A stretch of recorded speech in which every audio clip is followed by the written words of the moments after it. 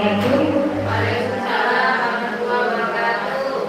Alhamdulillahirobbilalamin telah hadir di acara hari ini tentang penyebaran pemahaman dan penerapan terhadap budaya positif. Juga terima kasih kepada yang sudah hadir, terutama Bapak Kepala Sekolah, Ustaz Mahfud, juga Kepala Unit dari TKID Pertanian, dan teman-teman sekalian yang telah meluangkan waktunya bisa hadir di acara hari ini. Hari ini saya mau menyampaikan tentang penyebaran pemahaman dan penerapan pengalaman budaya positif. Ini kan juga saya sana dari calon guru penggerak angkatan 9. Di sini ada yang tahu apa sih budaya positif itu? Kok sering dikira budaya positif. Kira-kira budaya positif itu sendiri apa ya? Ada yang sudah tahu? Ada yang tahu apa budaya positif? Kebiasaan. Sip. Ada lagi? Kira-kira apa budaya positif? Ada yang tahu?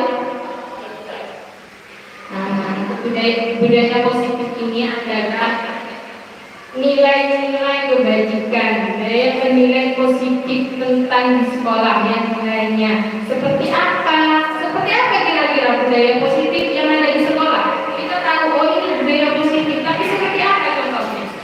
Ucap salam, senyum, berkata baik, tutur kata yang baik, berterima kasih, minta tolong, minta maaf. Nah, itu semua adalah budaya-budaya positif. Kita tahu itu semua tentang budaya positif yang di sekolah. Kira-kira sekolah kita ini memerlukan tidak budaya positif itu? Sangat perlu. Kita sangat perlu tentang budaya positif ini diterapkan di sekolah. Karena ini adalah nilai-nilai kebaikan yang akan kita berikan pada anak-anak, akan menjadi karakternya anak di sekolah.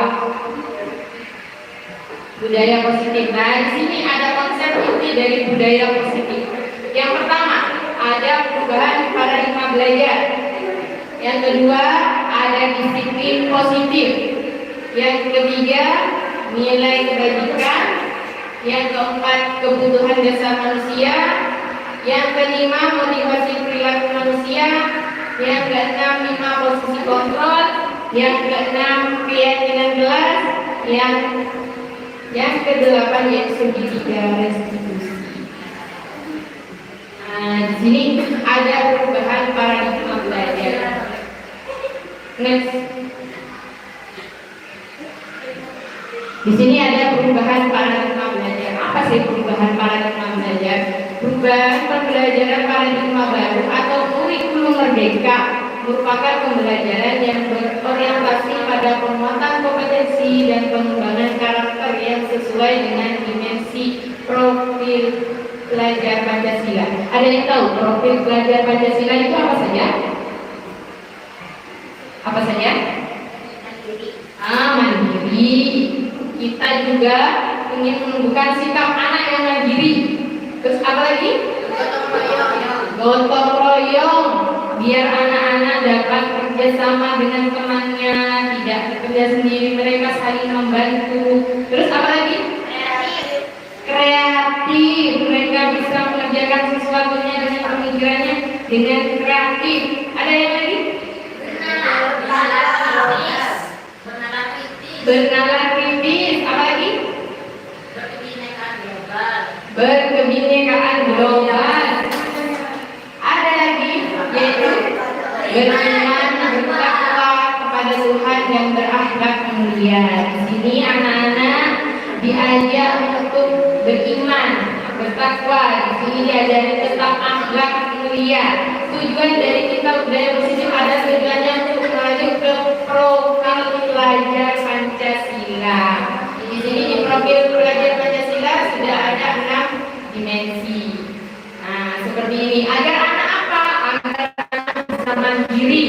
Yang pertama, maksudnya mandiri apa? Mereka mengerjakan sesuatu itu dari dirinya, bukan dari pengaruh dari luar, bukan pengaruh dari perintah guru, bukan pengaruh dari orang lain, dari teman. Mereka tidak terpengaruh, tapi mereka benar-benar mandiri dari dirinya sendiri. Nah, di sini juga benar-benar kritis.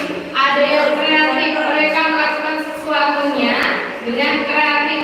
Terkadang kita menginginkan seperti ini, ternyata kreativitas anak itu lebih hebat lagi, lebih luar biasa lagi. Sebenarnya anak-anak kita bisa kreatif. Kita sebagai ibu berusaha untuk menuntun dan menjadi kreatif di mereka. Dan juga berkebinekaan global ini. Ada juga yang beriman, bertakwa, dan berakhlak kepada Tuhan Yang Maha Esa. Nah, di sini ada yang kedua tadi, disiplin positif. Nah, kata disiplinnya apa sih? Sering juga di sekolah harus disiplin. Kira-kira apa disiplin ini? Taati aturan. Taati aturan, tepat waktu. Terus? Apalagi kok disiplinnya yang positif? Memangnya ada yang disiplin yang negatif gitu? Ada. Kata-kata itu. Kira-kira apa yang disiplin negatif? Ancaman. Nah, di sini ada dalam budaya kita makna disiplin, yaitu suatu yang dilakukan seseorang pada orang lain untuk mendapatkan kepatuhan. Biar orang lain patuh, dia melakukan seperti yang tadi katanya sudah memberi ancaman. Kita cenderung menghubungkan kata disiplin dengan ketidaknyamanan. Biasanya kita disiplin, harus datang ke sekolah tepat waktu, harus ke sekolah tidak telat. Disiplin semuanya, harus rapi, harus ini. Kita tidak boleh buang sampah sembarangan, kita tidak boleh menaruh barang berantakan. Nah, kita harus disiplin yang rapi. Di sini ada disiplin. Disiplin itu dikaitkan dengan ketidaknyamanan. Di sini ada juga yang dinamakan disiplin positif. Kalau kita secara langsung, secara umum, yang dikaitkan adalah disiplin yang kita rasakan selama ini. Kita harus disiplin. Mesti rasanya kok tidak nyaman ya. Kita harus datang pagi-pagi karena ketidaknyamanan. Kita khawatir tetap absen. Ya, sama dengan anak, kita khawatir harus datang pagi, harus tidak boleh terlambat. Nanti kalau terlambat, anak-anak tidak bisa masuk di barisan yang paling depan. Nah, anak-anak dia berangkat pagi karena khawatir ada di barisan di belakang. Ternyata di sini ada disiplin positif. Disiplin yang bertujuan untuk menumbuhkan kesadaran serta memperdayakan anak untuk melakukan sesuatu tanpa paksaan, tanpa ancaman, juga tidak ada hukuman. Di sini benar-benar dari hatinya anak bisa disiplin. Seperti kita melakukan disiplin benar-benar dari hati kita, bukan dari pengaruh dari luar. Seperti tadi, kembali ke kemandirian kita tanpa pengaruh dari luar. Sebagai pendidik, tujuan kita adalah menciptakan anak-anak yang memiliki disiplin diri, sehingga mereka bisa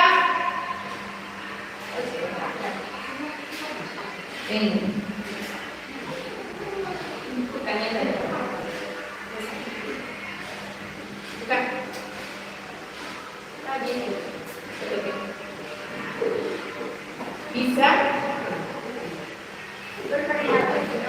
berperilaku dengan mengacu pada nilai-nilai kebajikan universal dan memiliki motivasi intrinsik dalam perubahan perilaku yang lebih baik. Ini yang universal dan memiliki motivasi intrinsik, keinginan dalam hati. Intrinsik itu dari dalam diri kita,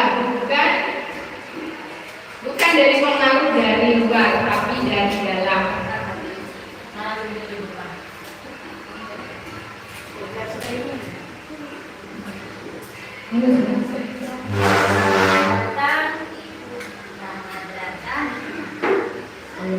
Nah, ini yang universal dan memiliki motivasi intrinsik benar-benar dari dalam diri, bukan karena paksaan atau ada sesuatu iming-imingan atau hadiah atau atau sesuatu yang bisa merubah kita, tapi ada apa ya?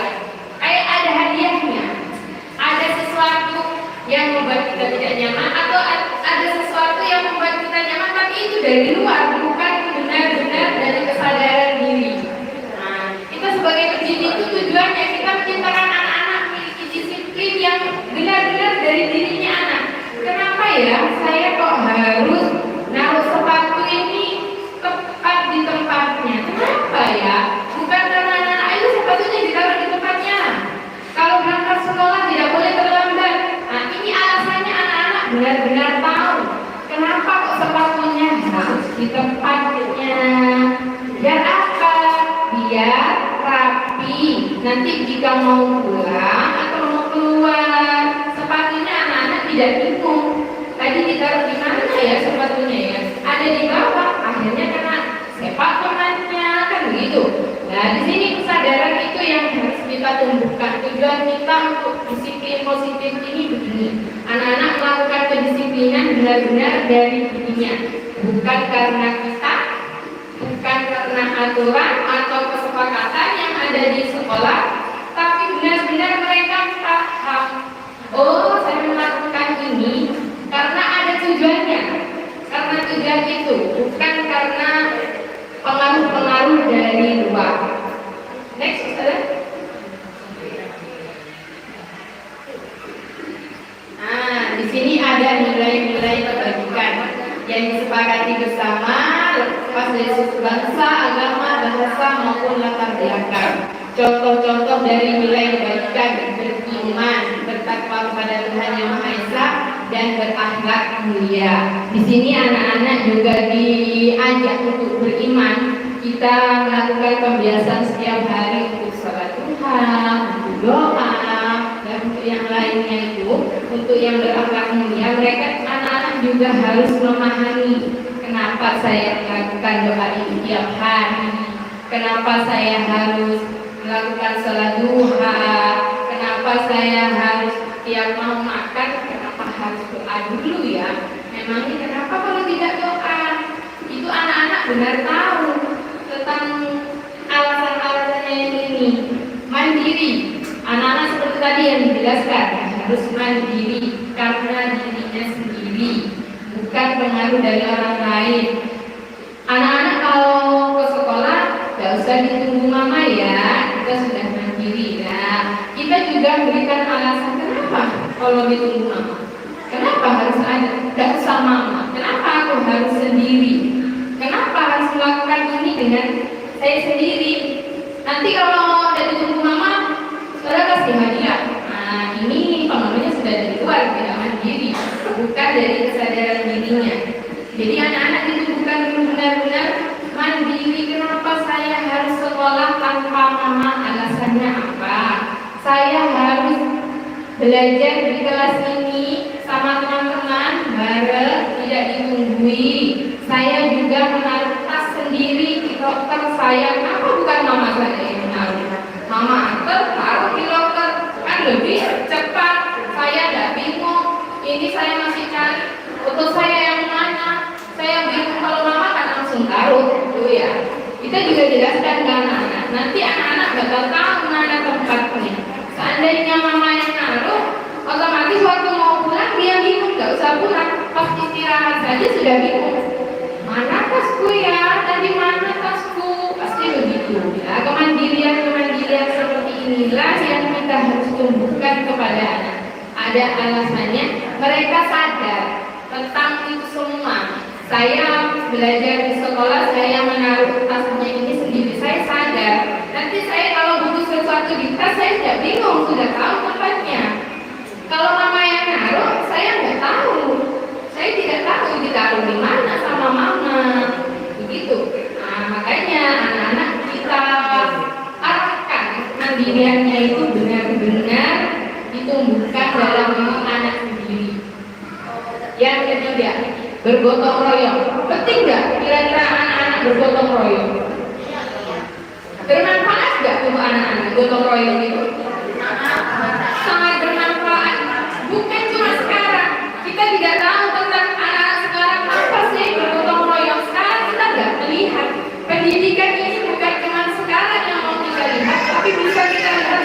tahun ke depan, 15 tahun ke depan, bahkan 20 tahun ke depan, setelah anak-anak benar-benar keluar dari sini, mereka jatuh dan menjadi masyarakat, mereka keluar benar-benar ke lingkungan masyarakat, mereka benar-benar tahu apa sih bergotong royong, kenapa kok tidak dikerjakan sendiri saja, kerja sendiri yuk bisa.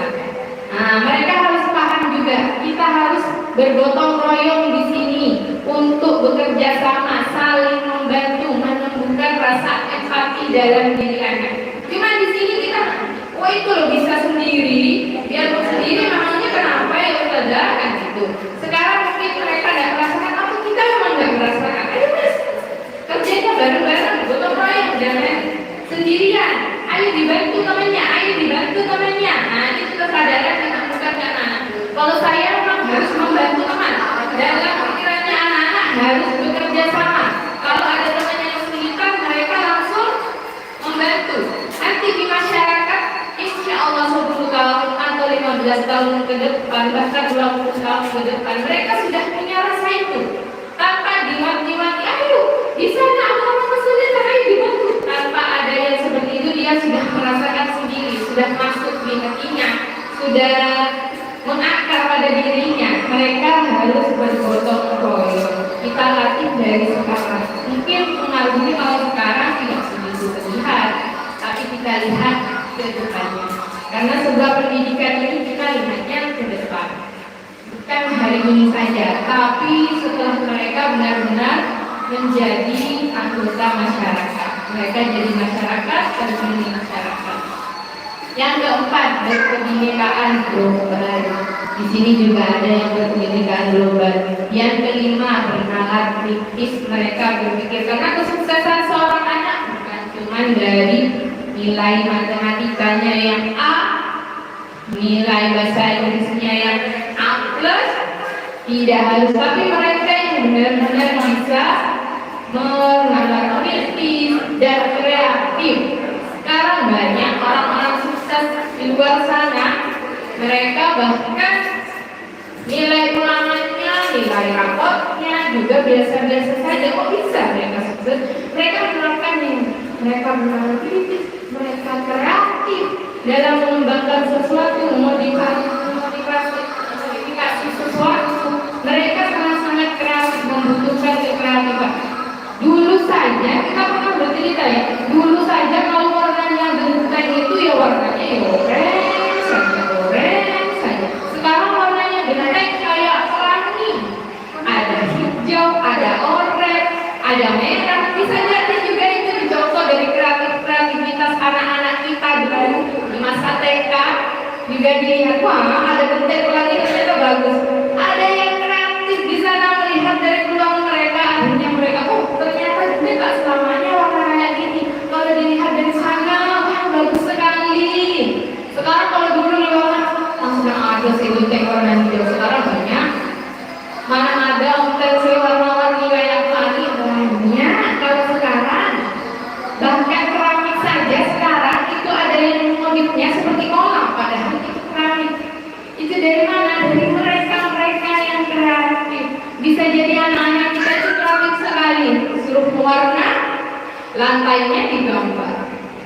Lantai kok digambar? Lantai itu warna apa yuk? Kalau dulu mungkin lantainya hitam ya. Kalau dulu hitam. Terus tambah zaman itu ada keramik, warnanya putih, tidak ada motif-motifnya. Sekarang tidak, keramik saja seperti kita ada di atas sekolah. Dari mereka-mereka yang kreatif. Jadi kita nilai-nilai kebajikan ini kita tunjukkan untuk anak-anak mereka, untuk melepas mereka nanti di masyarakat. Karena kreatif ini sangat bermanfaat mereka nanti ke depannya.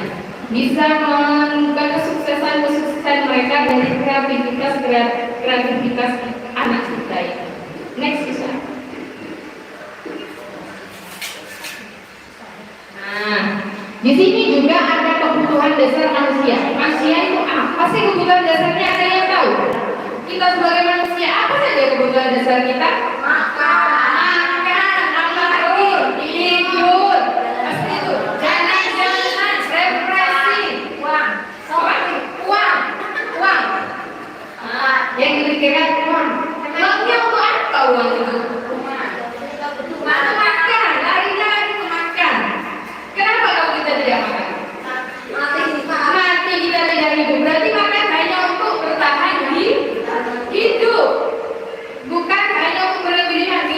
bertahan hidup, kita cari uang, dapat uang, kita makan dan bertahan hidup. Itu kebutuhan dasarnya manusia. Segala sesuatu yang kita lakukan untuk mendapatkan apa yang kita inginkan, seluruh tindakan uang kita lakukan untuk tujuan tertentu, dan semua usaha terbaik yang kita lakukan adalah dalam rangka agar kebutuhan dasar kita terpenuhi. Kita bekerja mencari apa? Mencari uang kan? Mencari nafkah kan? Untuk apa? Untuk makan. Tadi lagi ada yang jawab untuk jalan-jalan, untuk shopping, belanja. Kira-kira belanja itu apa ya yang dirasakan? Senang. Berarti kebutuhan dasar kita juga untuk kesenangan. Wow, untuk kesenangan, untuk cari makan, kesenangan, apa lagi? Jalan-jalan, refreshing, dan ngapa-ngapain, kita mager-mageran saja gitu ya. Nah, ngapain ya kita ini? Kita jalan-jalan. Padahal jalan-jalan itu kita cuma keliling, cuma lihat. Padahal itu juga kebutuhan hidup kita. Kita juga butuh kesenangan. Kita juga butuh untuk bertahan hidup, untuk terpenuhi. Segala yang kita lakukan ini hari ini untuk memenuhi kebutuhan dasar manusia. Kebutuhan dasar manusia itu kita banyak. Next ada. Lanjut. Nah, ini kebutuhan dasar manusia. Ada 5 ternyata. Yang pertama apa ini? Yang pertama, kebutuhan untuk bertahan hidup. Nah, untuk bertahan hidup seperti apa tadi? Makan, pakaian, juga tempat tinggal. Kita punya tempat tinggal ini untuk bertahan hidup. Nah, di sini itu kebutuhan kita. Nah, kebutuhan kita di sini sama dengan anak-anak. Di saat anak-anak berangkat ke sekolah, lemes, nggak mengerjakan, kita harus melakukan pendekatan dulu.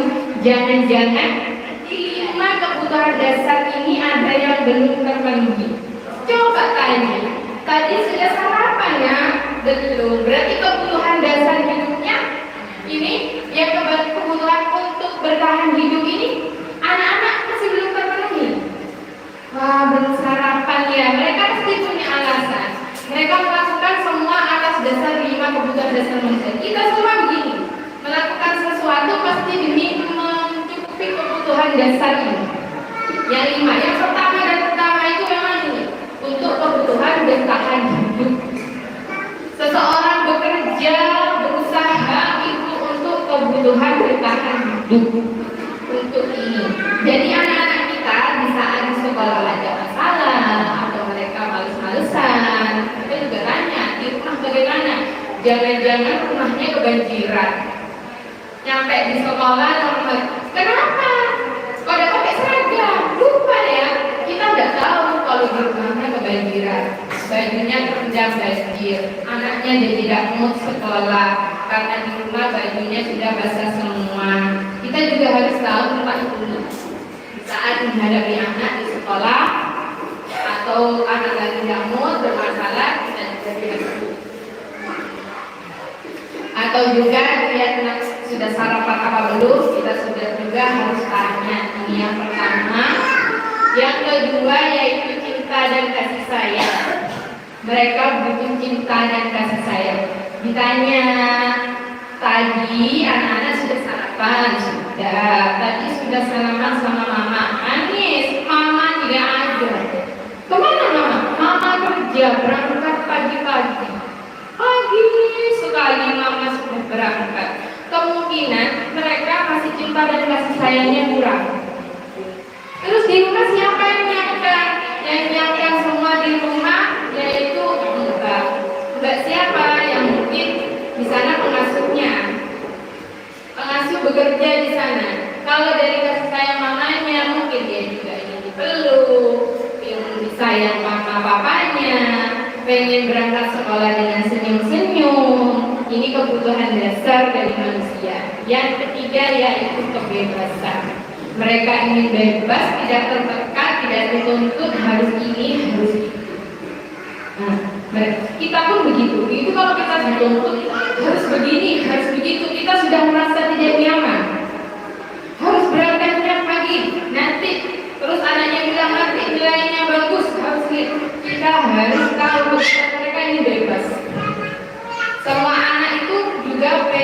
kebebasan. Yang keempat, kesenangan yang seperti tadi, buat jalan-jalan, buat shopping, fun katanya. Ya ini juga kebutuhan manusia, jangan diremehkan. Bila kebutuhannya ini pun tidak terpenuhi, hidup kita juga pada berantakan, terorganisir, bekerja juga sudah tidak semangat. Sama anak-anak diam saja. Kenapa? Kemarin gak diajak jalan-jalan. Berarti mereka juga butuh kesenangan. Jangankan mereka, kita saja yang bekerja juga butuh hiburan. Tidak terus berangkat pagi pulang malam. Kita rutenya kalau kita dalam hidup rutenya bangun tidur, beres-beres rumah, berangkat kerja, bekerja, pulang terus begitu juga akan kita tak akan mendapatkan kebutuhan ini. Mari kita dalam bekerja untuk memenuhi itu kita tidak maksimal. Kita bekerja dari rumah untuk kebutuhan dasarnya. Sama anak-anak belajar juga. Anak-anak butuh tentang kebutuhan dasarnya. Mereka juga butuh hiburan. Jangan-jangan di rumah dilesi sama bundanya.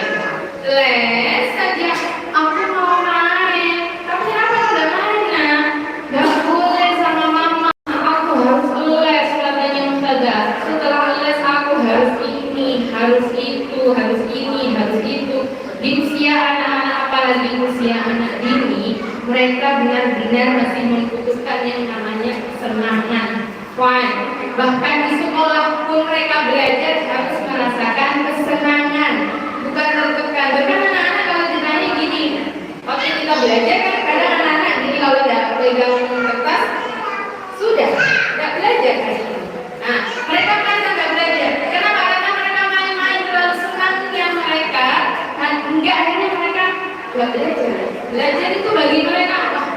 Kok belajar sih gitu. Padahal mereka sudah bermain-main tadi, melempar bola, menentukan angka, mencari nama sesuai gambar, mereka sudah belajar. Tapi mereka karena bersenang-senang tidak merasakan belajar. Ketidaknyamanan, iya, tidak merasakan belajar dan tidak merasa tidak nyaman belajar. Dalam kondisi mereka itu pikirannya, oh ternyata belajar ini menyenangkan. Nah, makanya kita harus menumbuhkan kesenangan juga pada diri anak. Kita penuhi kebutuhan dasar anak waktu sekolah juga kita penuhi. Mereka juga ingin istirahat, kita istirahat. Mereka ingin main-main, kita ajak main-main. Yuk main dulu. Di saat mereka sudah tidak lemas, tidak bersemangat, siapa yang mau diajak main gitu. Atau kita biar anak-anak ceria, tahu kan? Coba kita semua sudah lemas gini, coba kita sekarang tepuk ceria. Cheese, cheese, double, boom, boom, joki, yes, yes, aku ceria. Mereka akan semangat, kurang semangat. Mereka pikirnya, wah kita di sini cuma nyanyi. Tidak disuruh tulis, tidak disuruh pegang buku. Mereka pasti hobinya kalau sudah, yuk kita tulis dulu, pakai kertas ini, nulis. Akhirnya begitu. Padahal kalau setiap harinya kita belajarnya, yuk kita ambil batu, yuk nulis di sana. Mereka bilangnya, kok tidak belajar sih dari tadi? Padahal dari tadi saya tulis di kanan. Sedangkan mereka sudah belajar. Bahkan nama dirinya, yuk nulis sama sepatunya coba dilihat, tulis sama kakinya untuk katanya mereka main-main. Mereka merasa senang. Yang kelima yaitu kekuasaan. Mereka juga butuh kekuasaan. Kekuasaan seperti apa? Mereka di sini ada juga apa ya? Memimpin. Kok ada temannya itu aktif sekali ya? Kalau main sama itu wah ceritanya sampai kadang aku cerita apa nak? Kok dari tadi cerita ya? Tidak berhenti karena mereka sudah bertemu dengan teman akrabnya. Nama kerennya apa sekarang? Esti. Sahabat sejatinya katanya, ini sahabat saya ini. Kalau kemana-mana saya bersama ini. Cerita. Itu kita buat kelompok kecil. Anak ini dipindahkan sama anak yang lain. Ya, kok pindah terus? Kenapa? Mereka merasa dirinya terkucil.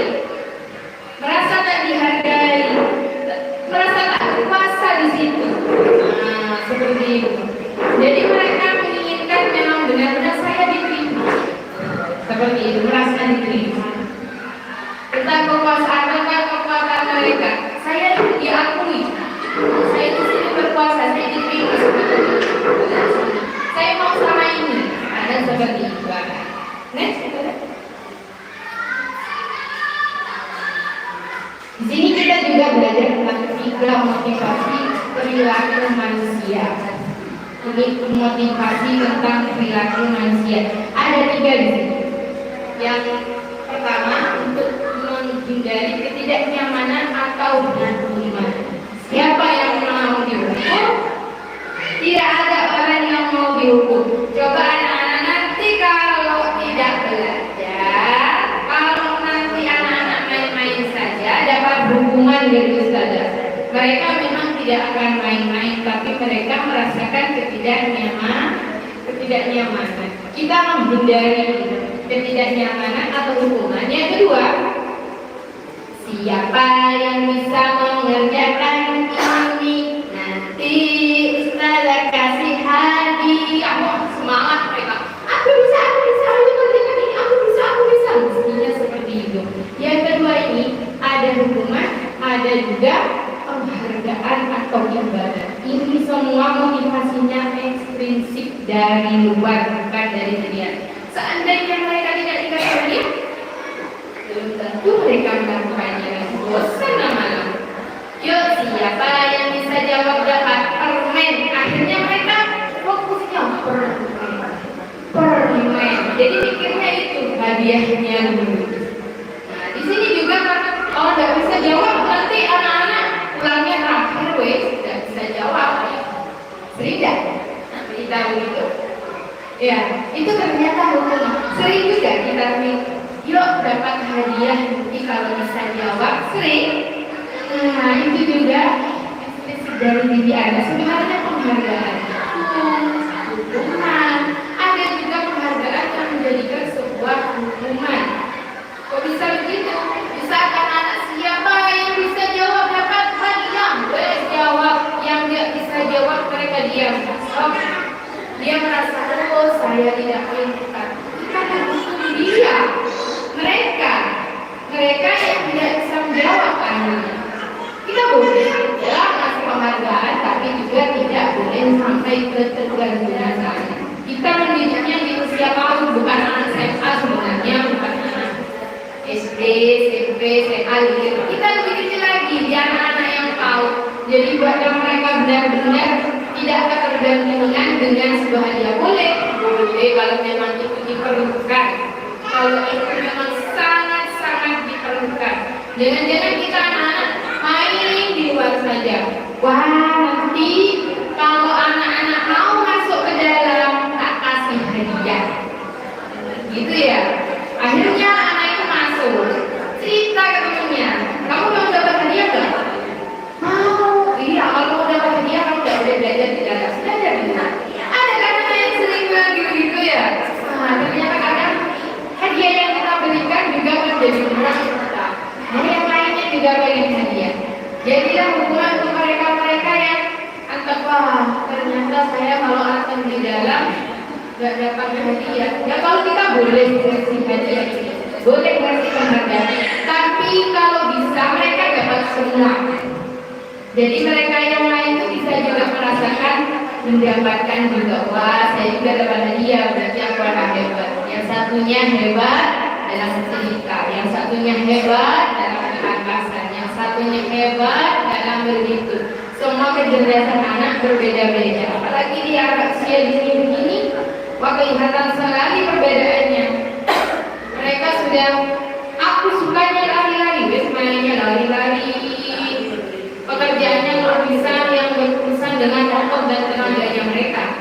Ada yang suka cerita, sambil kerjakan yang lain sudah selesai dia cerita. Yang dipegang belum dipegang karena mereka suka bercerita. Nah itu juga kecerdasan dari mereka, kehebatan mereka. Nah di sini ada juga untuk yang menjadi motivasi intrinsik dalam dirinya, untuk menjadi orang yang mereka inginkan dan menghargai diri sendiri dengan nilai yang mereka punya. Nah benar-benar dari dalam diri mereka. Mereka memotivasi dirinya benar-benar bukan dari yang tadi takut itu biar dapat hadiah, biar dapat nilai bagus. Mereka melakukan seperti itu, motivasi ekstrinsik ini tidak bisa bertahan lama. Bila itu ini bertahan lama sampai nanti dan itu menjadi karakter baik untuk mereka, usahakan mereka dapat memotivasi dirinya itu benar-benar dari dalam. Oh, saya belajar ini, biar nanti saya bisa begini. Oh, saya sama saya diajak lari. Untuk lari, biar apa? Biar saya sehat, otot saya kuat. Kalau saya duduk terus, nanti otot-otot saya ini tidak bisa seperti teman-teman, tidak kuat berlari, kan seperti itu. Atau, oh, katanya Ustazah berangkat sekolahnya itu harus tepat waktu sebelum bel dibunyikan. Kenapa? Biar tidak terlambatnya. Biar apa lagi? Biar anak-anak bisa main dulu sama teman-teman. Kalau sudah bel, anak-anak lari dari luar. Nyampe di sini terburu-buru, sekarang ditaruh satunya di bawah, satunya di atas karena anak-anak. Jadi mereka tidak bisa yang namanya menghargai waktu. Kita mereka menghargai waktu karena sedikit waktu itu sangat bermanfaat. Coba anak-anak kalau berangkat pagi ya bisa dicoba semua mainan kan. Kadang anak-anak saya mau pulang nangis, nggak mau pulang. Kenapa? Karena tadi pagi masih belum main ayunan. Karena tadi pagi aku belum manjat yang itu. Karena waktu istirahat nggak kebagian lagi. Aku udah coba yang ini. Nah makanya berangkatnya pagi-pagi atau berangkat sekolah lebih awal. Biar mereka bisa motivasi diri. Oh enggak, saya kalau berangkat lebih awal, nyampe sekolah tidak lari-lari, tidak capek ternyata dari gerbang ke kelas pada dekat sudah capek lari. Teman-teman sudah baris. Nah, biar saya bisa main dulu sama teman-teman. Biar saya di sekolah tidak terburu-buru. Nah, sepatunya tidak terburu-buru. Maka saya berangkatnya lebih cepat. Next, saudara. Nah, di sini ada hukuman, konsekuensi, dan restitusi. Ada apa pada tiga? Hukuman saya sering dengar hukuman, konsekuensi, ada restitusi juga. Kalau hukuman biasanya tidak direncanakan, tiba-tiba dan itu tidak ada pengaruhnya, tidak ada manfaatnya, tidak ada kaitannya dengan anak. Misalnya seperti apa? Misalnya anak datang terlambat. Karena kamu sudah datang terlambat, sudah tidak usah main di dalam, mainnya di luar. Nah, pengaruhnya apa? Anak-anak bingung, kenapa saya cuma datang terlambat? Kok saya sudah di luar? Namanya contohnya seperti itu. Atau kalau anak-anak tidak mengerjakan, ya sudah, nanti tidak boleh main. Kenapa tidak boleh main? Kok dihukum tidak boleh main? Itu hukuman yang bersifat satu arah. Murid tidak tahu kenapa. Kenapa saya kok tidak boleh main? Kenapa? Itu yang ditanyakan. Berupa hukuman fisik atau psikis. Karena kenapa? Hukuman ini lebih ingat sama anak-anak sampai nanti dewasa. Kita menghukum sekarang, mereka mengingat. Tidak usah mereka, saya masih ingat betul dulu waktu masih SD apa yang dihukumkan guru-guru saya ke saya ingat. Bahkan waktu SD saya itu saya ingat, saya dimarahi guru saya pun saya ingat. Saya masih ingat, apalagi anak-anak seperti mereka pasti ingatan yang masih cemerlang, yang masih diingat terus dalam apa ya, di bawah alam sadarnya mereka. Tadi aku dihukum tidak boleh main. Kenapa? Karena tadi aku tidak mengerjakan. Alasannya kenapa ya aku tidak boleh main? Apa karena tidak mengerjakan? Mereka bertanya-tanya. Berupa hukuman ini yang terakhir ini, berupa hukuman fisik atau psikis ini yang tidak ada. Kalau bisa benar-benar dihindari. Yang berhubungan dengan fisik dan psikis. Kenapa? Karena dia berbahaya, pendidikan juga berbahaya, tak boleh. Karena kita juga tidak boleh melakukan kekerasan. Terus ada konsekuensi. Kalau konsekuensi itu sudah terencana, kita sama murid sudah melakukan kesepakatan. Nah, terencana di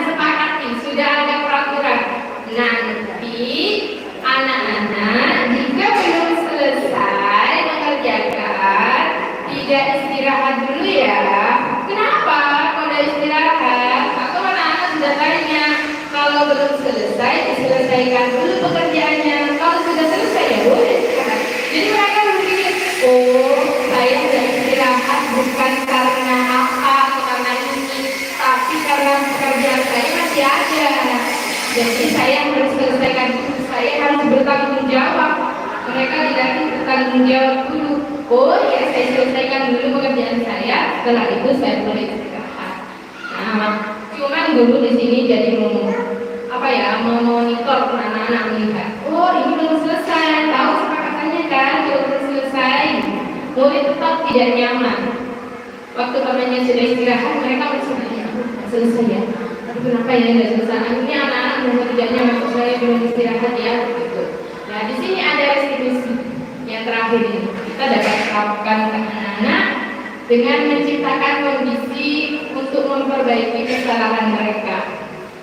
Proses kolaborasi yang mengajarkan murid untuk mencari solusi sendiri. Seperti tadi, kok belum selesai, nah kita tanya anak-anak, kalau tidak selesai, kira-kira bagaimana nanti agar selesai? Anak-anak akan berpikir, oh, saya kalau tidak selesai harus selesaikan dulu ini. Nah, dan jadi di sini tidak ada yang namanya disepakati nanti. Mereka sudah tahu sendiri. Setelah teman-temannya teman-temanku tidak selesai, aku harus selesai. Mereka berkolaborasi dengan temannya. Proses menjaga murid untuk mencari solusi sendiri. Dan anak kira-kira mau diapain ini pekerjaan biar sama-sama selesai? Bagaimana? Nanti anak-anak akan tahu. Saya kerjakan dulu sebentar. Kita pasti mengerjakan, bukan karena sudah kesempatan konsekuensi dari kita, tapi dengan benar anak itu tahu apa yang harus dikerjakan. Saat main waktu pelajaran dan akhirnya tidak selesai, mereka kan harus beres-beres. Oh iya, mainannya kan masih berantakan, nanti kelasnya jadi kotor, diberesin. Mereka sudah sadar dengan itu. Jadi seperti ini restitusi. Kita maju anak-anak untuk mencari jalan keluarnya sendiri.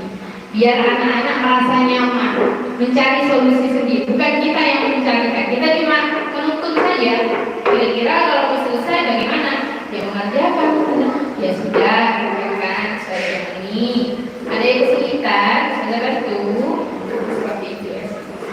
Next. Boleh tanya? Ya. Itu kalau kita biasanya buat peraturan kelas, Ya. biasanya kan ada peraturannya, ada sanksi. Sanksinya itu masuk ke hukuman apa konsekuensi? Kalau sanksi itu disepakati sama anak-anak dan itu tidak berpotensi, nah itu termasuk dari konsekuensi. Kalau anak-anak sudah sepakat ya, kalau umpamanya nanti kalau tidak selesai, konsekuensinya anak-anak tidak istirahat.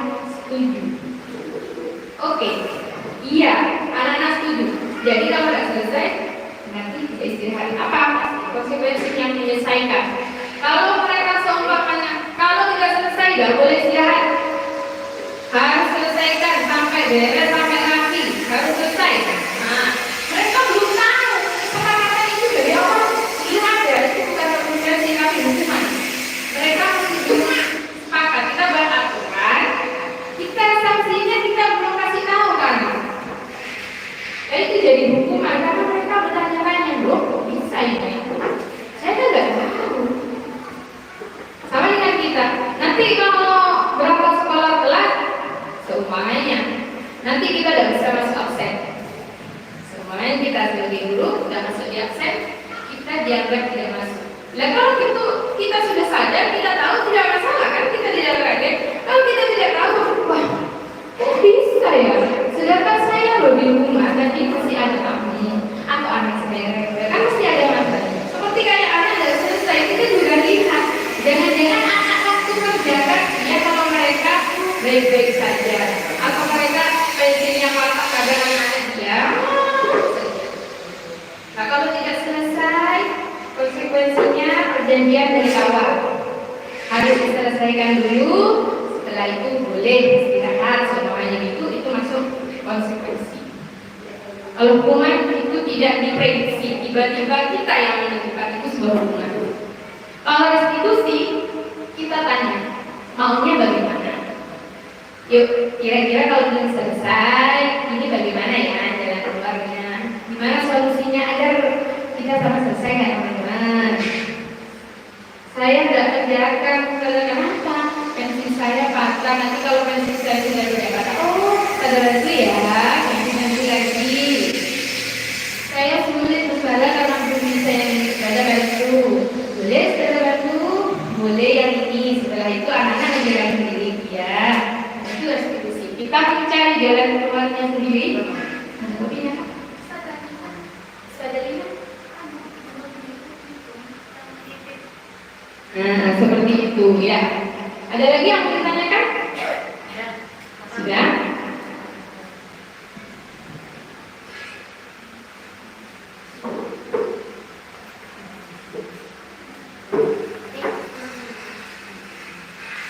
Nah, di sini ada 5 posisi kontrol.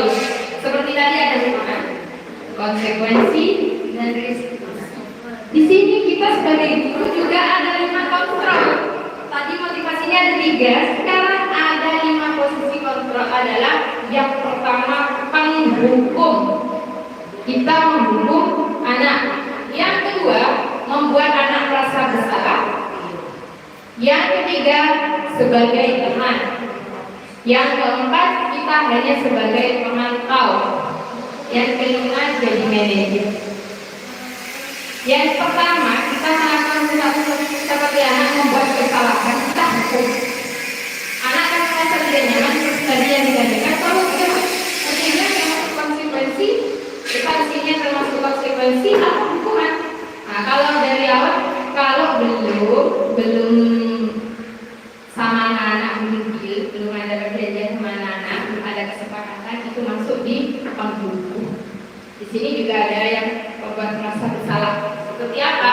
Anak-anak disadar kesalahan atau tidak? Seperti contohnya tadi, seumpamanya berantakin mainan sudah. Nah, kok bisa sih ini berantakin mainan?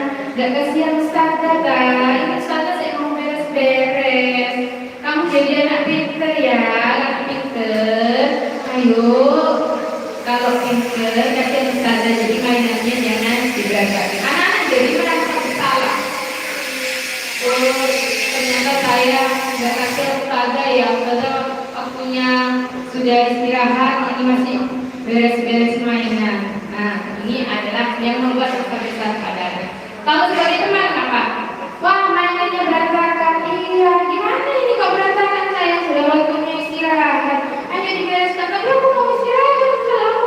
Biasanya anak tawarkan apa? Sebagai teman, ya sudahlah, Ustazah bantu ya, sekali saja ya, sekarang saja. Itu sebagai teman. Ini kalau diterus-teruskan mereka ketergantungan nantinya. Atau sebagai pemantau saja. Yang terakhir sebagai manajer. Next, coba. Di sini ada video. Kita bisa lihat seperti apa. Seperti apa membuat bersalah dan seperti apa anak memantau sebagai teman, memantau dan manajer.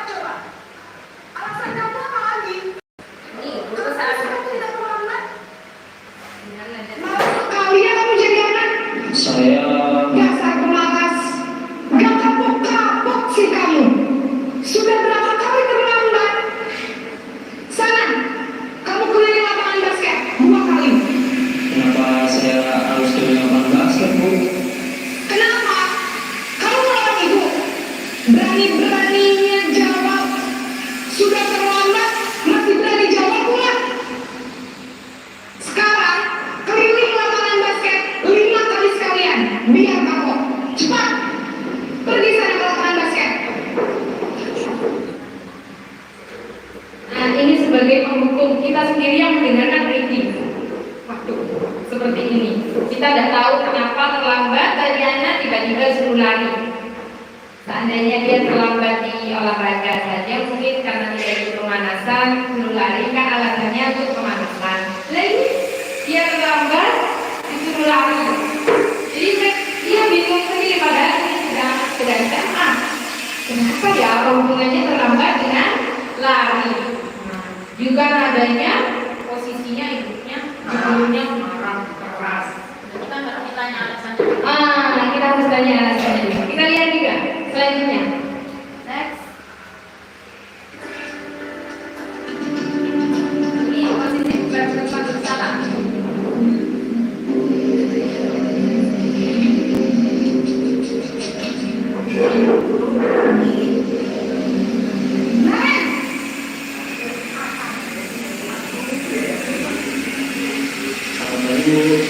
Naren, kamu kenapa terlambat lagi, nak? Ya Tuhan, Naren, kamu senang ya bikin ibu susah ya? Kalau kamu terlambat lagi, nanti ibu yang ditegur bapak kepala sekolah, nak. Disangka ibu tidak bisa membina kamu. Duh, gimana ini? Maaf Bu. Gusti Naren, kamu suka ya kalau ibu ditegur bapak kepala sekolah? Terus, sekarang ibu harus tulis apa yang di buku absen? Ini kamu sudah sering terlambat loh. Ibu harus apa coba? Maaf Bu. Maaf sekali. Ya sudah, lain kali jangan bikin ibu susah lagi ya, nak ya. Ibu tidak akan kuat lagi kalau kamu begini terus. Ini seakan-akan mereka yang bersalah. Di hati mereka mikirnya aku tidak benar, aku bersalah. Jadi kecil hati ya. Kalau sudah merasa seperti ini ya juga kadang sering kita lakukan, tapi sekarang kita mencoba untuk kurangi agar kenapa hati mereka itu tidak selalu merasa bersalah. Juga nanti kalau dibawa sampai kita, mereka merasa percaya dengan menghadirkan hubungan. Yang ketiga, Bisa jadi hilang kalau ibu ditegur bapak kepala sekolah. yang tadi, Sangat cepat keras. yang tadi.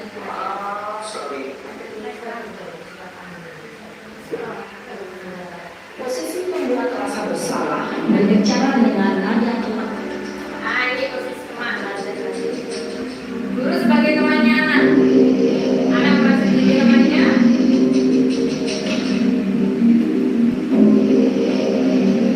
Naren!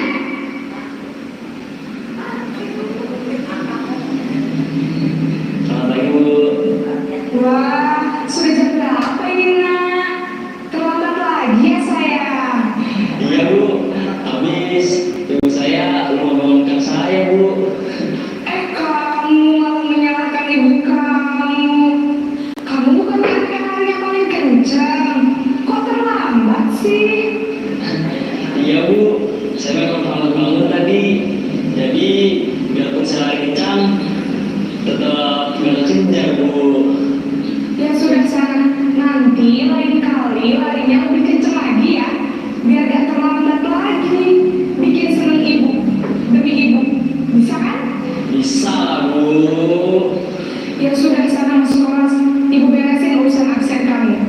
Kamu ini ada-ada saja.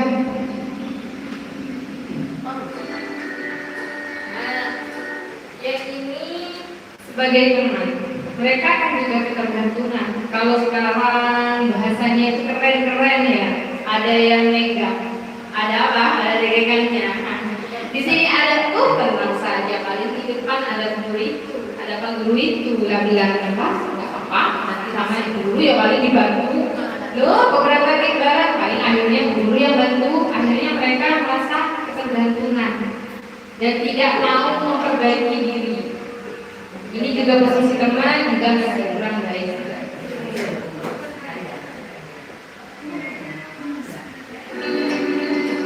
Sebagai teman kau,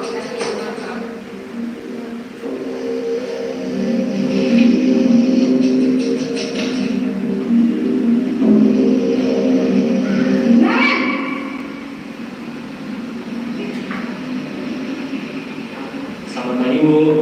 Nah, Ren, apa peraturan sekolah kita tentang jam berapa kita harus masuk sekolah, nak? Kita harus di sekolah jam 7, Bu. Iya, betul. Sekarang sudah jam 7.20. Nah, Ren sudah tahu konsekuensinya jika terlambat hadir. Paham, Bu. Saya harus tinggal kelas pas jam istirahat selama 20 menit. Iya, benar. Konsekuensinya demikian. Jadi nanti jam 9.30 pas istirahat, kamu harus tinggal di kelas, kerjakan tugas tambahan untuk ketertinggalan kamu, ya? Baik, Bu.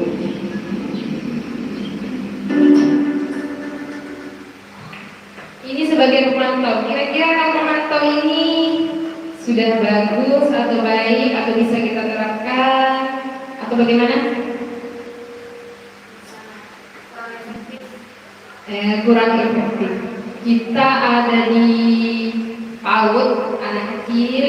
Kita juga kalau pemantau ini ditabrakkan ke yang namanya peraturan. Konsekuensi tadi. Mereka sudah tahu konsekuensinya.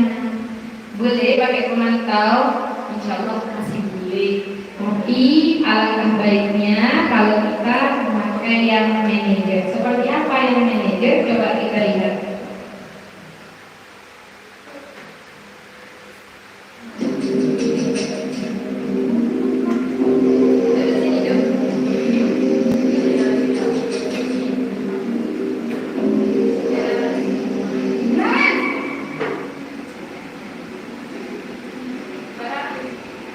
Selamat pagi, Bu. Selamat pagi, Ren. Maaf, Bu.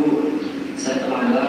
Iya, sekolah masuknya jam 7, sekarang sudah jam 7.20. Jadi sekarang bagaimana ini, Ren? Saya lupa soal saya semalam. Baiklah, menurut kamu, keyakinan sekolah yang mana yang perlu kamu tingkatkan? Menghargai diri sendiri dan orang lain mungkin, ya, Bu. Setuju. Jadi, apakah kalian meyakini prinsip saling menghormati tersebut? Iya, Bu. Saya meyakininya. Apakah kalian bersedia memperbaiki masalah keterlambatan ini? Bersedia, Bu. Bagaimana kamu akan memperbaiki masalah keterlambatan ini? Saya akan coba untuk tidak lupa menyetel alarm saya, Bu. Baik, kalau kalian lupa menyetel alarm di rumah, ada orang yang kira-kira bisa bantu mengingatkan tidak? Ada, Bu. Kakak saya, Kak Emma. Ada lagi selain Kak Emma? Selain Kak Emma, ada ibu saya. Baik, jadi yang mengingatkan Aren adalah Kak Emma dan ibu kamu, ya? Kira-kira akan mulai setel alarm kapan nih, Aren? Setelah pulang sekolah, akan segera saya lakukan. Baik, jadi Naren akan setel alarm untuk bangun besok pagi dan akan diingatkan oleh kakak dan ibunda Naren, ya? Ada lagi yang mungkin perlu dilakukan, Naren, agar tidak terlambat bangun lagi? Tidak ada, Bu. Baik, Naren, terima kasih untuk kerjasama kamu. Sekarang kamu perlu kembali ke kelas untuk belajar. Baik, Bu. Terima kasih.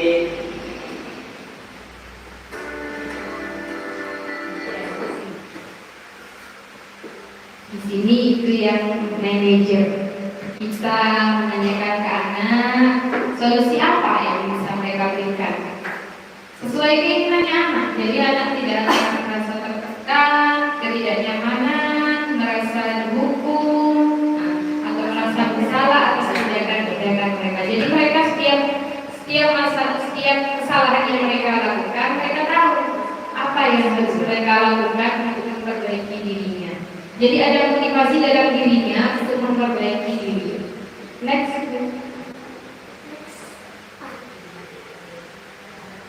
Kita posisi kontrol seperti apa? Apakah kita hari ini? Coba next. Ibu tidak suka ya, nak. Kamu begitu. Kamu harus mematuhi aturan ibu. Kira-kira apa ya? Ibu tidak suka. Ibu tidak suka ya. Nah, ibu tidak suka ya. Itu sudah. Ketik. Kamu harus mematuhi aturan ibu. Kira-kira ini posisi kontrol seperti apa? Kalau anak-anak sudah, ibu tidak suka ya. Kata seperti itu. Nah, sudah marah, ibu tidak suka ya. Kamu itu harus mematuhi aturannya yang dibuat. Kira-kira seperti apa? Coba next. Sebagai pembuku, kata tidak suka, ibu tidak suka ya kamu melakukan seperti itu. Kamu harus mematuhi aturan ibu. Nah, aturannya apa? Kita belum tahu, belum ada konsekuensinya, belum ada kesepakatannya dari anak. Lanjut.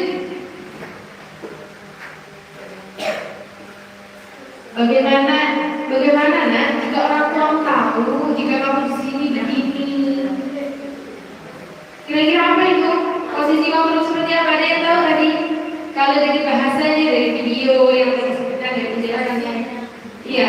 Bagaimana jika orang tua tahu nak? Sudah tahu. Gimana merasa apa? Apa tadi yang kedua? Oh, merasa disalahkan, posisi merasa disalah. Coba next, jawabannya kita apa tidak? Wah, hebat sekali. Berarti pemahamannya dari tadi sudah mengikuti. Tepuk tangan dulu. Nah, di sini anak-anak merasa bersalah. Kok saya begini ya? Merasa tidak berguna. Kalau mau tahu saya di sini main-main seperti ini dan merasa bersalah terus ke mamanya, ke gurunya. Yuk lanjut. Ya, tidak apa-apa. Anak-anak bilang bersalah, tidak apa-apa. Nanti ibu bantu, tapi jangan diulangi lagi ya. Iya, oh sebagai teman, mulai sudah memahami yang tadi. Nah, sebagai teman. Selanjutnya, jika kamu melakukan itu, berarti kamu tahu konsekuensi yang kita sepakati karena kamu kalau melakukan seperti itu, kamu tahu konsekuensinya apa. Kira-kira sebagai apa? Sebagai pemantau. Kalau pemantau itu ditabrakkan dengan sebuah aturan, sebuah konsekuensi, itu pemantau. Kita di sini juga boleh. Kita tahu kan tidak apa ya? Mereka dalam segi bahasa, dalam segi penyampaian, masih belum. Kita boleh melakukan pemantau. Tapi mereka harus ditanya konsekuensinya seperti ini. Sudah disetujui bersama anak. Tapi alangkah baiknya kita juga belajar sebagai manajer. Coba selanjutnya ini sebagai apa ya? Untuk memperbaiki ini, kira-kira apa yang akan kita lakukan? Yang akan kamu lakukan ya? Kalau anak-anak membuat kesalahan, terus kita tanya untuk memperbaiki ini, kira-kira apa yang akan kamu lakukan untuk memperbaikinya? Kita kasih tawaran. Kira-kira apa? Kita sebagai apa? Manajer. Kita ngasih tawaran. Kita di sini menawarkan ke anak-anak. Bukan kita yang memutuskan, biarkan mereka yang memutuskan. Kita bantu. Karena kita ada di PAUD, anak-anak bahasanya masih belum benar-benar pas gitu ya, cuma satu atau dua kalimat yang mereka ucapkan. Kita bisa melakukan dulu memantau. Setelah itu juga kita tetap menerapkan ini. Apa kira-kira yang kamu lakukan bila mainan berantakan?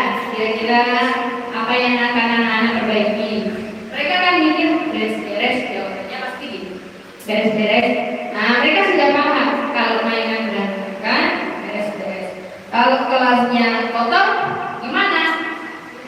Sapu. Pasti jawabnya sapu atau bersih. Kita sebagai guru paham sebenarnya bahasa mereka. Sapu, mereka paling harus disapu.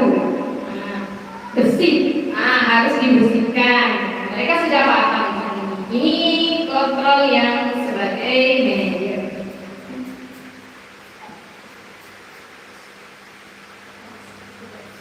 Nah, di sini ada tanda tanya besar. Kenapa harus keyakinan kelas? Kenapa bukan peraturan kelas? Bukannya kita dari dulu, kita waktu sekolah TK, SD, SMP, SMA, bahkan di perguruan tinggi, kita tahunya peraturan. Bahkan kita di jalan pun ada peraturan.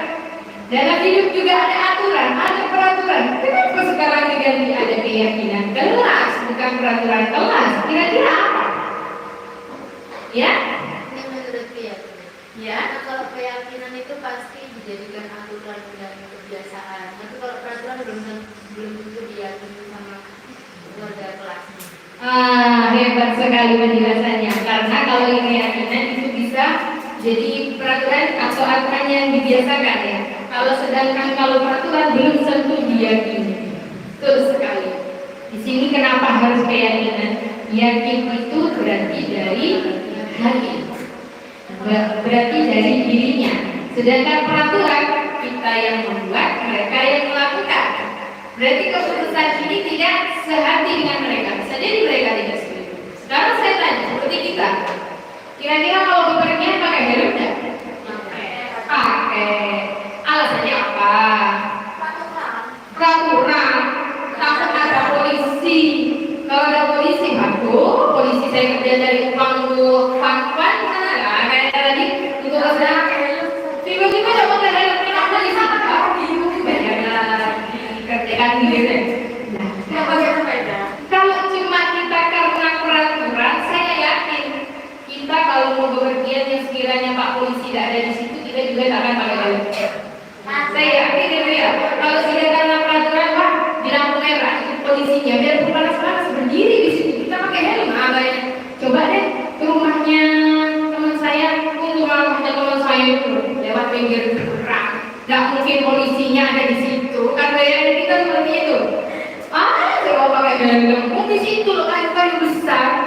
Nah, peraturan itu kalau ada, kita cuma hanya sekedar lewat. Karena peraturan ada yang membuat, kita yang melakukan, juga kadang kita melanggarkan. Kalau keyakinan itu dari dalam hati, kenapa saya pakai helm? Itu dari hatinya sudah. Demi apa? Keselamatan. Kalau sudah berhubungan dengan nyawa, dengan keselamatan itu benar-benar sudah dari hati. Maupun lewat pinggir jurang, maupun lewat di tengah sawah, mereka mikir demi keselamatan. Saya di pinggir jurang, saya kepreset jatuh, pelindung kepala saya apa? Nah, helm kan? Bukan karena ada polisi gak mungkin ada nunggunya di sana, gak mungkin dijaga, kecuali di jalan raya katanya tadi. Jadi keyakinan itu benar-benar dari hati. Sama kayak waktu pandemi kemarin, mereka pakai masker, kenapa? Tidak pakai masker. Ada aturannya, tidak pakai masker, ada hukumannya, ada dendanya. Nah, mereka pakai masker asal-asalan. Tapi kalau mereka memang pakai masker dari hati, ini juga demi keselamatan, demi mereka juga. Mereka akan pakai dengan senang hati berangkat, tetap pakai masker. Sama dengan keyakinan, sama dengan keyakinan kelas. Kenapa harus keyakinan bukan peraturan? Karena kalau sudah diyakini, mereka akan melakukannya dengan baik, dengan tidak keterpaksaan, tidak ketidaknyamanan, benar-benar akan jadi karakter atau pembiasaan untuk mereka. Bukan cuma hari ini, target kita juga di masa depan. Makanya kita buat keyakinan kelas. Mereka harus yakin dulu, dimulai dari kelas. Setelah itu boleh dari sekolah, keyakinan kelas, baru keyakinan sekolah, dan selanjutnya. Next, saudara. Bagaimana pembentukan keyakinan kelas? Lebih abstrak dari peraturan. Terlihat kalau peraturan seperti tadi tidak boleh di sini, tidak boleh buang sampah sembarangan. Kalau diyakin kelas, kira-kira apa bahasanya yang lebih abstrak karena anak bisa diingat dan juga bisa dirasakan dalam hati anak-anak apa? Sebenarnya contohnya membuang sampah seperti apa? Yang lebih abstrak berupa pernyataan universal dibuat dalam kata positif. Jadi kata positif itu tidak ada yang negatif. Seperti apa nih nanti? Jangan dilarang. Jagalah kebersihan. Jadi mereka dalam persepsi dalam pikirannya jaga kebersihan, rasa kotor ini buang ke tempat sampah. Jaga kebersihan, tangan kotor cuci tangan. Mereka pikirnya seperti itu. Jadi pakai yang positif. Sedikit saja akan mudah diingat. Tadi buanglah sampah pada tempatnya. Karena mau buanglah sampah, wes belakangnya lupa buang sampah kemana? Di tempatnya di mana? Anak-anak mau pikirannya masih kritis-kritis. Sekarang jagalah kebersihan. Kelasnya harus bersih. Hebat sekali misalnya sudah kanan yang bagus. Terus sesuai dengan kondisi kelas dan sekolah agar mudah diterapkan. Dan terakhir, semua warga kelas sekolah dilibatkan saat membuat. Jadi saat membuat keyakinan kita melibatkan bukan diri kita semua. Siapa? Saya, Anda, kepala sekolah, anak didik kita, bahkan orang tua. Kenapa keyakinan kelas harus melibatkan semua warga? Kita di sini memberikan keyakinan jagalah kebersihan di rumah tidak. Sampah terserah, makan dibuang di kasur, makan di situ dibuang di situ.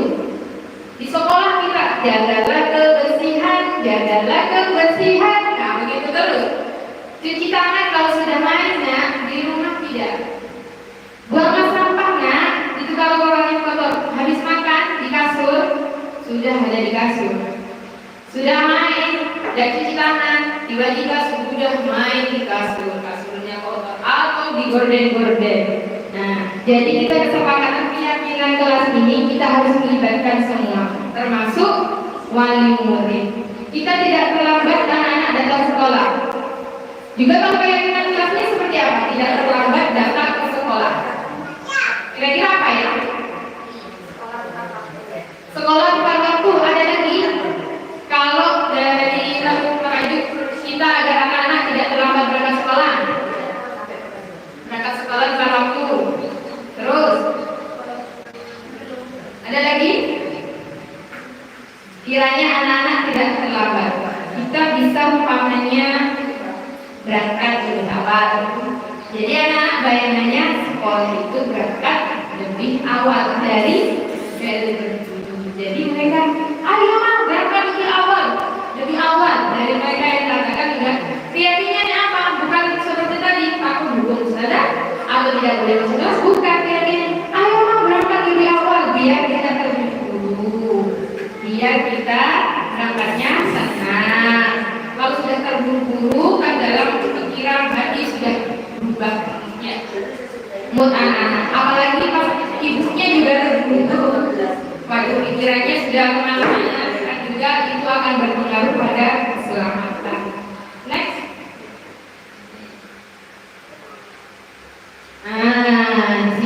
Di sini ada restitusi. Ini dari Kusen 2004. Adalah proses menciptakan kondisi bagi murid untuk memperbaiki kesalahan mereka, sehingga mereka bisa kembali pada kelompok mereka dengan karakter yang lebih kuat.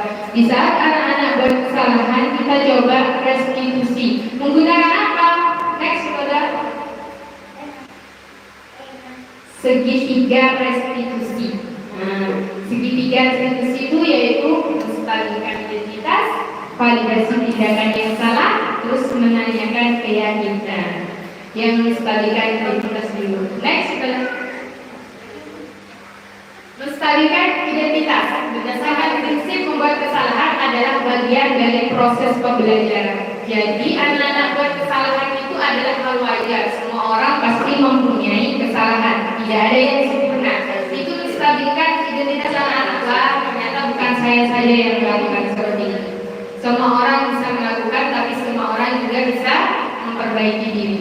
Berbuat salah itu wajar. Bisa diucapkan karena oh tidak apa-apa. Tadi bertengkar sama temannya ya, mukul. Kenapa? Saya marah, mainannya saya diambil, saya marah sekali. Pak, wajar kalau kamu marah. Atau semua orang pasti pernah berbuat salah, atau ibu pernah membuat seperti itu.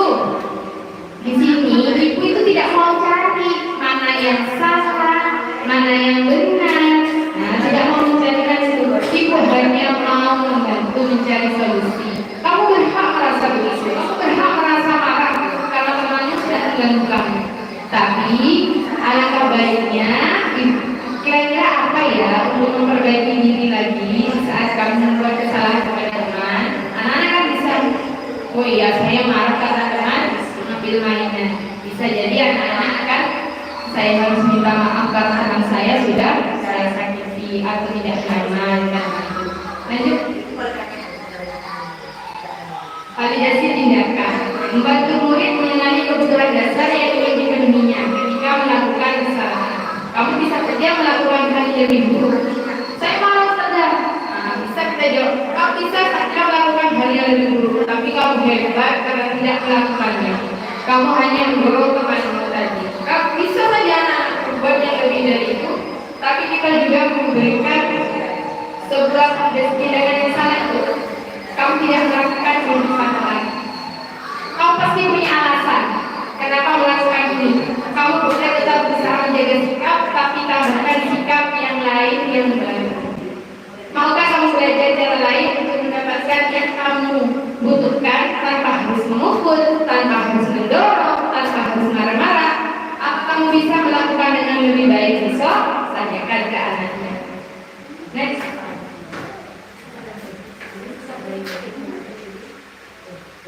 Nah, di sini kita menanyakan keyakinan. Anak melihat kesalahannya dihubungkan dengan norma sosial, ada hubungannya. Dan nilai-nilai yang mendasari manusia berinteraksi dengan orang lain. Apa yang nilai yang kita percaya, jelas atau sekolah kita? Nilai universal apa yang telah kita sepakati? Kelas yang ideal itu seperti apa sih? Kamu ingin jadi anak seperti apa, nak? Anak yang baik, anak yang solih, anak yang solihah. Apa yang kamu rasakan ketika kamu melakukan itu? Kamu menjadi orang yang seperti apa saat kamu marah? Kan pasti anak-anak, iya saya menyesal tadi saya mendorong teman saya sampai jatuh. Kadang sampai nangis teman saya. Iya, padahal temanmu hanya mau minjam barang yang kamu marahin sampai begitu. Cuma mereka tidak tahu cara meminjamnya. Kamu boleh. Kamu menyanyikan keyakinan kamu ingin seperti apa biar mereka bisa mengubah dirinya. Lanjut.